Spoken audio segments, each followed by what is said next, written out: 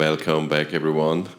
Next, we have Walter Schweizer. By the way, he did install the first version of our coding platform called Siemens.com during the times.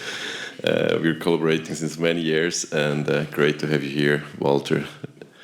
I'm from the Common Controller platform. We do hardware and software for our products so that the product people can implement the application on top of it.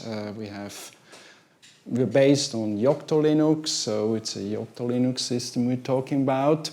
And I want to share the experience of implementing SecureBoot on these systems. So who knows what SecureBoot is here in the audience? Okay. Who uses SecureBoot? I would say all hands should rise, because these things here, they do not just start any software, they have SecureBoot.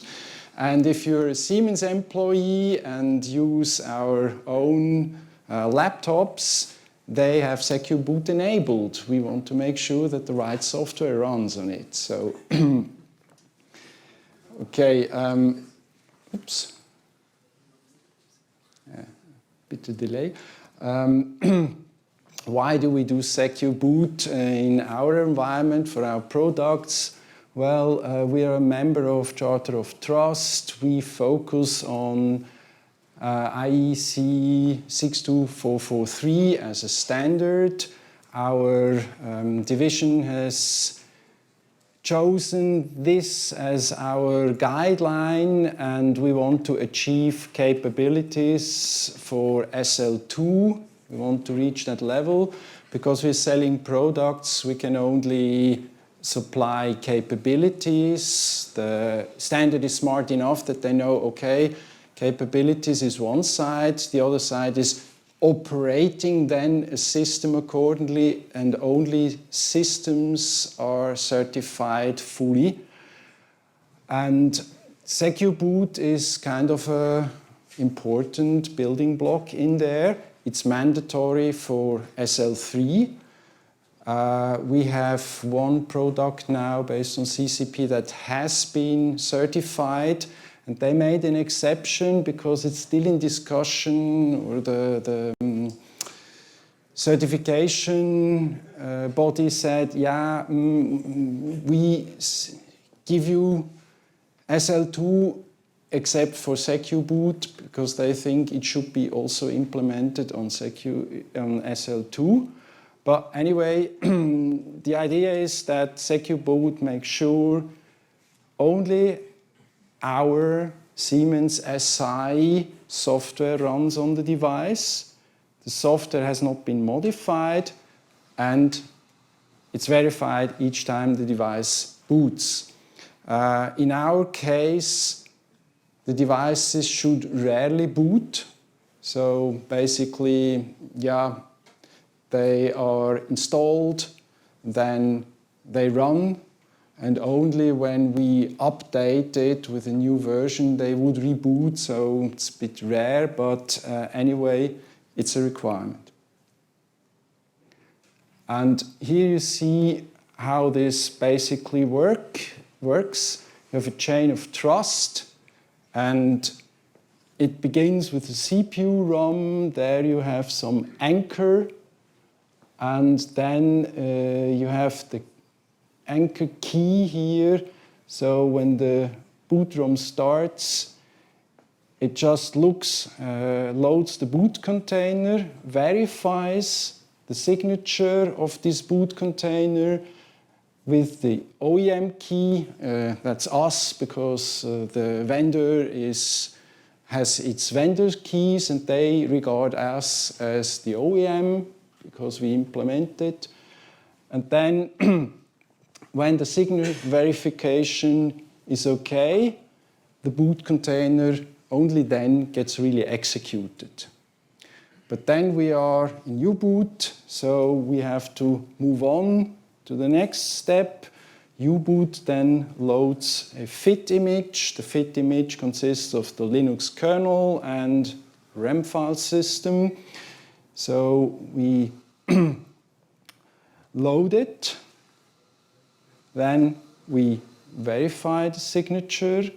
This time it's an open source format from Yocto. You can sign it with that, verified, and when the verification succeeds, only then it gets really executed. And we have the RAM file system then for verifying the read-only file system, the root file system, and then again the same procedure is run.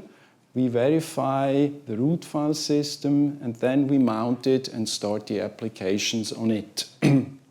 So we move up the ladder until Linux is running and we have verified the kernel, we have verified the root file system, and our applications that should be running are on this root file system, and therefore we also make it read-only, because if this would be modified, next time we boot, it will fail. It will give a different hash. So here you see one of the CPU modules that we offer, and this one is now the first one that has eFuses. It's based on NXP IMX8X, and as I said, OEM keys is the keys that we can burn, and we can burn these as eFuses, and then we can lock the device, and then you cannot change these keys anymore. But that's just for the first step, so for the boot container. So we have the boot container keys. They're called OEM keys. And here's the algorithms we chose. We chose the strongest ones that the IMX8 offers. Then we have the fit image. Currently, the fit image has quite a few restrictions here. That's a bit old. We will have to convince Uboot or pay somebody to update that to newer algorithms. Then we have the root file system. There we could select our own algorithms. So we did the same like up.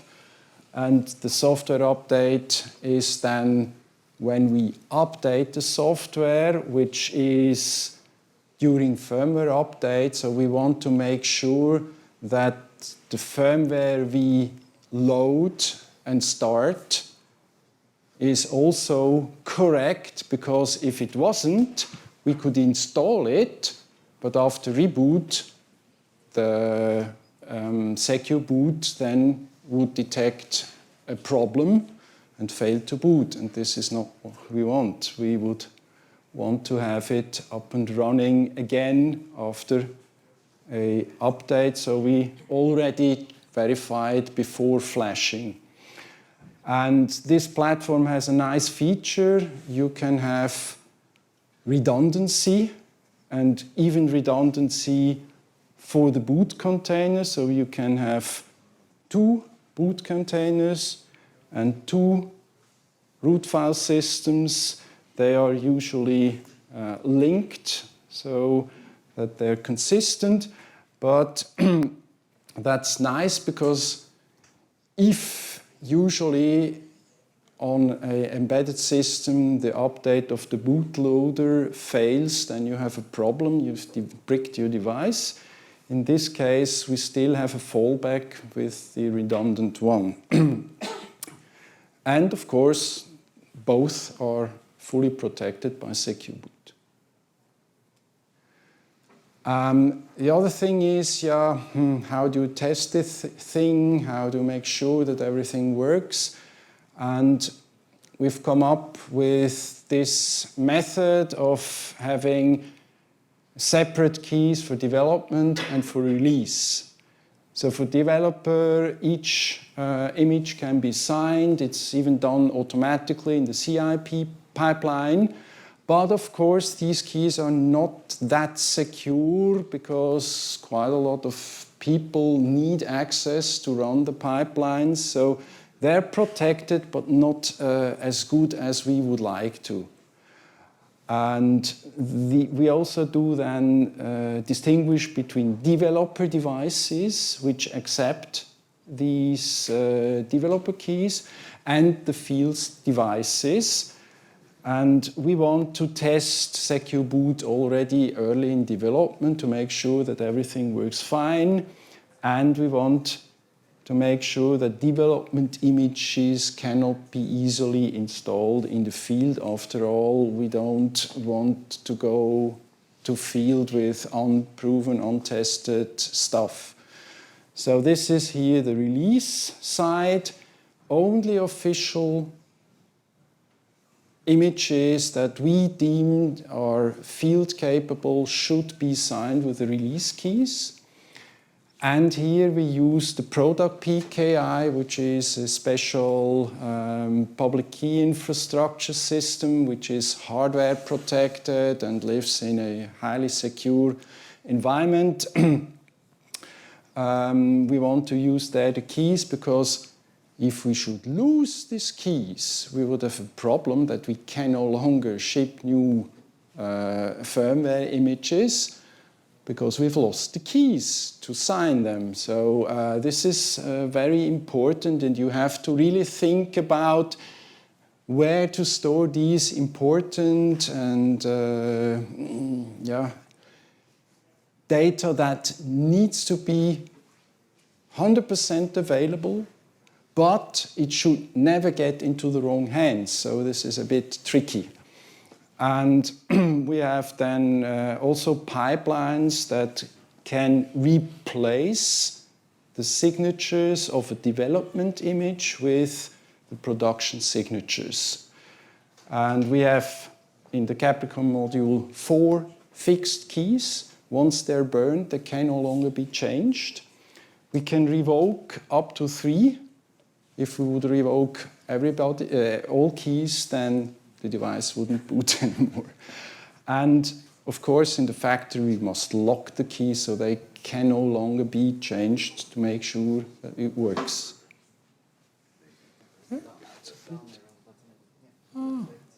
Okay. So we have here a drawing how it is implemented. We have here Siemens side. Then here we have code.siemens.com, GitLab. We've chosen this because GitLab is quite good protected already, ACP 222. And here is actually this Product PKI. This is in the Eagle Data Center. This is highly protected. And the keys actually are stored in a special hardware module which can fight against being read out. So it's really in a hardware module, securely stored. And they have backup systems, and they have disaster recovery plans and so on. So I don't have to deal with all that. So we pay for this service. Actually, when I was evaluating, I was thinking, oh, yeah, we could maybe print out the most important keys and put them into a physical safe. I couldn't find a safe on our campus that would be protected well enough. So we had one in Karlsruhe. Yeah, it's a bit inconvenient, but yeah. No, we chose this solution, so that's a very important one, that you have a good solution. So we can then go back, have it the data, we send the hash, get back the signature, and then we sign it, or replace the signatures of the developer image, and with that we bless the image in a formal way that it is now field ready. The big advantage is we can say this is binary equivalent with the developer image that we have tested, only the signature part has been modified, nothing else. So, as we are open source conference, oops, I shifted a bit. I want to talk about also a bit about open source. So, as we said, we use Yocto Linux on our controllers. Now, we are actually locking down a device. So, how does this work with open source and the open source ideas?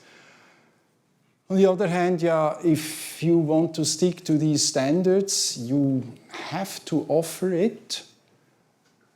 And open source enthusiasts do not like these locked down devices. So, as Thomas said, license clearing, you want to make sure that you do not have GPLv3 parts in your firmware, because then you have a problem. You couldn't use that anymore. I think customers are increasingly security aware. Some customers even ask for that. So I don't think the customers will complain about that. We have SecureBoot. They're fully aware that they, in this case, want SecureBoot. We could maybe discuss later on how to deal with these aspects if somebody really wants to run their own software on our controllers, if we want that, or if we can support that.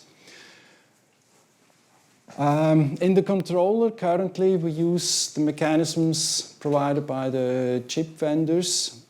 In case of NXP IMX8, it's integrated into U-boot, so you can program these fuses with U-boot commands. The U-boot, the boot container itself has parts from NXP which are closed source, but they are also signed mostly by NXP. There are some other parts that we can influence, we need to influence, for instance RAM timing and so on. We can sign that with our key, but basically everything else I've shown, U-boot and all the other steps are implemented with these open source components. And we have the signing pipeline. The Product PKI uses commercial hardware and software. As I said, it's a particular hardware security module that stores the keys so they're not exposed anywhere. And the pipeline, GitLab, we use open source components there. And we had to modify several tools in the build pipeline to interface with the PPKI because they were supposing that you have local files where the keys are. So yes, we use quite a lot of open source there, and many things are then basically some glue logics and shell scripts we have internally so that it runs in our pipeline. So here's the summary. We have the capability now when our product people select Capricorn modules. We have first product, a fire system in China that is actually using SecureBoot in the product, and you will go now to the field. We have seen that some of our competitors also offer SecureBoot, and therefore we of course consider more products. And we have a new module, a bit lower performance than the Capricorn, which is called Aries, and we want to offer SecureBoot there as well. And one thing that was interesting while implementing the whole thing is, okay, we underestimated the complexity. So we had a lot of things to do. Integration into build skips. We had to do hardening. After all, you don't want to easily allow the people to hack some command line and your SecureBoot is gone. We had to adapt a few tools to communicate with the product PKI, and we wanted to keep the partitioning of the eMMC backwards compatible because we already have implemented other products on the Capricorn module, and we didn't want to kill that and have it incompatible. And that was quite a lot of effort to move to product PKI, because the colleagues of product PKI said, there are colleagues who have done that already, you can look at the code. Yeah, but they used old ciphers, and we wanted to use the most capable ciphers that the platform offered. They were not implemented, so we had to adapt and implement it, and it's quite tricky, this security and crypto stuff. So future, of course, next generations shall have the same, and maybe we can look into TPM mechanisms and even FTPM mechanisms. That's kind of the roadmap. So in summary, we're ready for SecureBoot. Are you? So that's it for now. Any questions?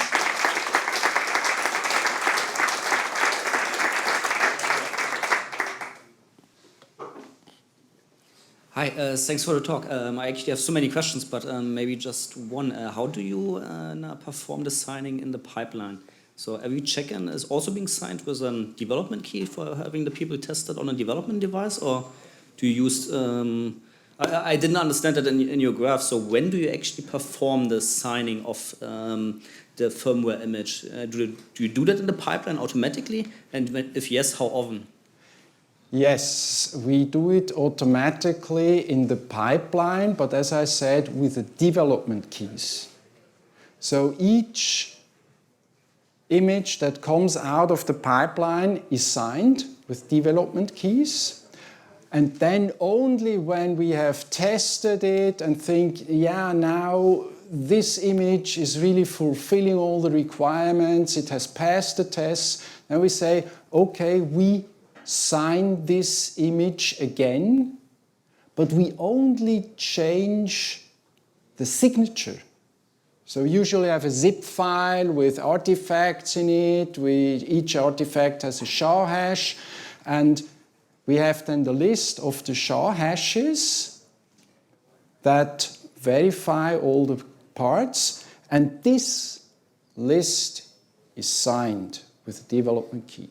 And then we replace that signature, only the signature for this file, with a signature that has been signed with the release key.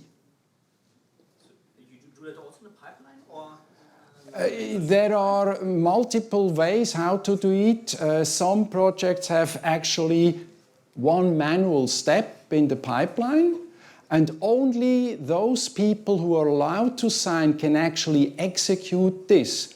As a normal developer, you see this manual step, you can press on it, and then GitLab says, sorry, you don't have the rights.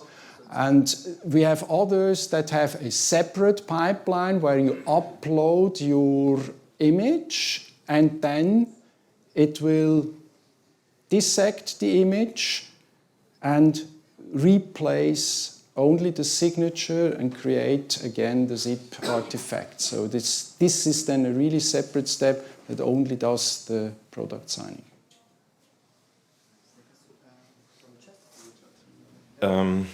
I think that's partially answered, but maybe you can add something. First question from Arnil. Where are the OEM keys, I assume, burned? Is it on eMMC, i.e. replay protected MB? Okay, the OEM keys are burned into eFuses which live in the NXP processor itself. And no, they are fixed. I can only burn 4 of these keys. Actually, it's not the keys, it's the hash of the keys that is burned into the eFuses. And once we have locked them, they can no longer change. The only thing that NXP allows is that we can invalidate one of those keys. When, for instance, we use the first key and then for some mishap, the genie is out of the bottle and the first key is somehow compromised, we can disable it. But we cannot really update it or anything like that. There is no possibility to change that. How many tries do we have left? Did you already have to revoke one? We didn't have to revoke one yet because, we're just moving into the field now. But as I said, IMX8 has 4.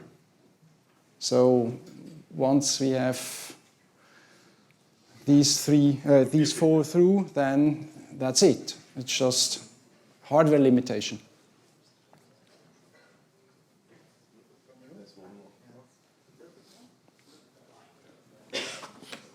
Yeah, maybe one remark on your statement regarding make it vendor independent. You will never make it vendor independent. The low-level beasts, so the bootstrapping from the ROM loader will be vendor dependent and also in the future.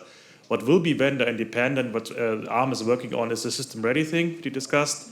That is going to abstract away most of these low-level stuff in the future, hopefully. It comes with a price, definitely, but it also simplifies a lot that you basically then take the same architecture software-wise that you have on x86, also on ARM, and have the same structure, so to say, of the images there. This is basically where the ARM and some industries are pushing towards. Even, as I said, it comes with a certain overhead price. It comes also with the price of making things much more simpler there. We have some cases of that already running, and not only we and the I side, but also on the